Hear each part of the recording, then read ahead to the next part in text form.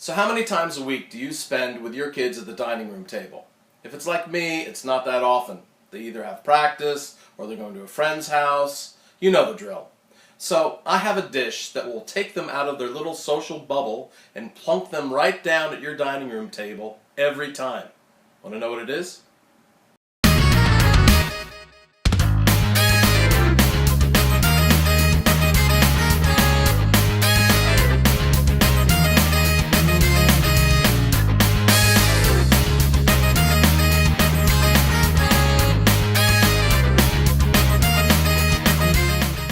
Okay, so the dish is fondue.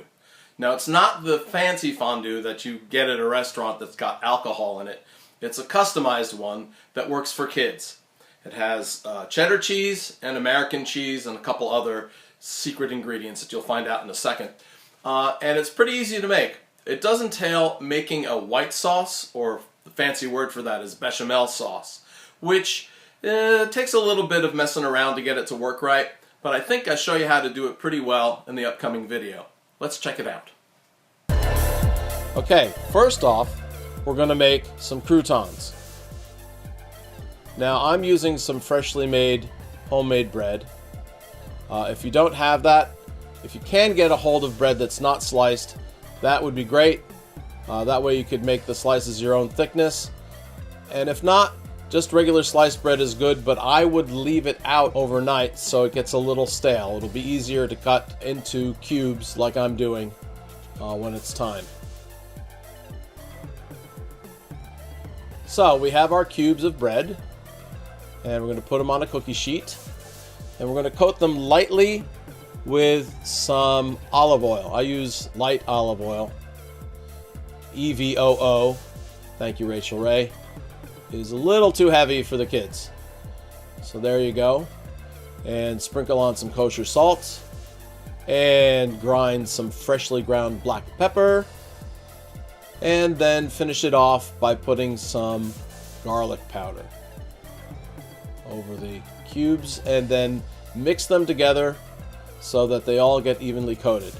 Now what we're going to do is put these bad boys in the oven at 400 degrees for about 10 minutes. Flipping them over with a spatula at about 5 minutes. And you keep an eye until they're lightly golden brown and then take them out. Then we're going to grate some cheddar cheese. I use extra sharp New York cheddar cheese.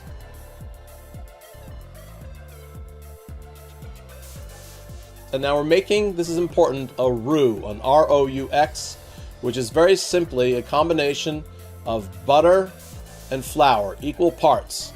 This part is pretty much set in stone. There's stuff later on where you can fudge around with it, but right now we have about 3 tablespoons of butter and about 3 tablespoons, not about, 3 tablespoons of butter and 3 tablespoons of flour. Now when I mix it together, I found that it got a little too thick. So I'm adding, again, some light olive oil. You could use more butter if you wanted, to get it to that consistency.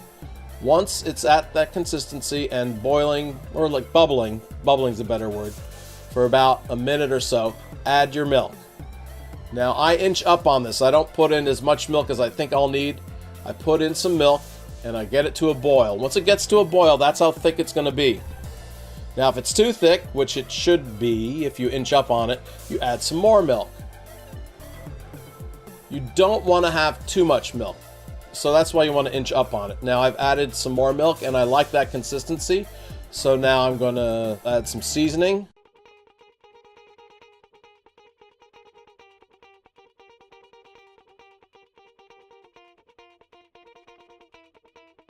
So I'm added that in.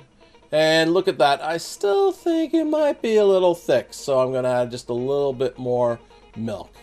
Actually, quite a bit more milk. I'm such a daredevil. And you stir. Remember, when you're stirring with any kind of device, with liquid, be careful when you first start stirring because it could splash. Now, when this sauce gets to a boil, that is the thickness it will be. If you like that thickness, that's it. You don't have to do anything else to it other than add ingredients. So now I'm going to add the grated cheddar cheese. There we go. And now that looks like a mess, but believe it or not, cheddar cheese melts very nicely. So with some careful stirring and it coming up to heat, you'll find that it makes a beautiful, luxuriant sauce. And then here's one of my tricks, because the kids like the color and I guess the flavor. There's flavor in American cheese. I add a couple slices of American cheese, and then I add some Worcestershire sauce to give it some depth of flavor. Stir that all around. The American cheese also melts almost immediately. Just keep things at a nice, light, rolling boil. And then we taste it. Be careful, it's hot. And I've determined that it needs a little more salt. Always do this before you finish. You always taste and see if it needs some kind of seasoning before it goes out to the table. And that's our bechamel, or not a bechamel sauce. That's our fondue, our kids' fondue. Now, in addition to having croutons, I like to cook up some hot dogs and then slice those up in 3/4 inch bits. There you go. Sped up video. No, I did not have a Red Bull before I shot this. There you go. And we're almost done. Yes, let's put things into our luxuriant non-Mikasa bowls. This is Tupperware circa 1995. And that's a bowl that we got like at Stop and Shop or something. And we put it on our luxuriant, opulent table that's cluttered with homework and Game Boys and all that kind of fun stuff, and Magic the Gathering cards. I got this nice little fondue set at Crate and Barrel for like $19. It has a little thing underneath where you can put one of those heating candles that you can get at IKEA, like a gross of them for like $5. And that'll keep it warm enough. Stir it occasionally, because otherwise the cheese on the bottom will actually start to burn. And that's it. You have fondue and you have kids at your table. Okay, so that's fondue. I hope you liked it. The white sauce, not that hard. And listen, it's a great springboard for a lot of different sauces. So if you get this down, you're going to find yourself experimenting and making a lot of other dishes that taste great. Also, you can try other things to dip in your fondue. Not only could you use the croutons and the hot dogs like we did, but you could also try different types of fruits, like apples and pineapples, and different types of sausages like kielbasi.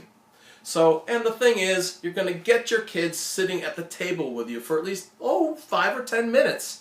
And in my book, that's a win. See you next time on Single Parent Chef.